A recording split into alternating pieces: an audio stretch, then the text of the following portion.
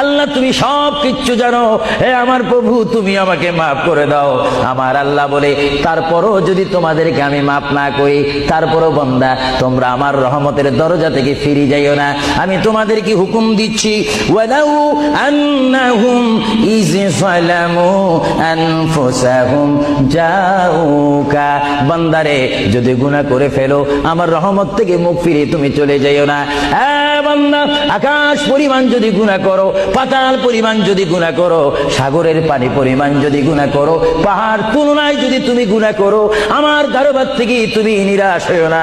এ বান্দা, আমি তোমাকে একটি রাস্তা বাতাই দিচ্ছি, একটি পথ তোমাকে আমি দেখাই দিচ্ছি। সেই পথটি কোন পথ তোমরা জানো? ওয়ালাউ আন্নাহুম ইয যালামু আনফুসাহুম জাউকা, বান্দারে যখন তোমরা বরবাদ হয়ে যাবে তখন তোমাদেরকে একটা পথ আমি তোমাদেরকে দেখাই দিলাম, সেই পথটির নাম হচ্ছে আমার রাসূল।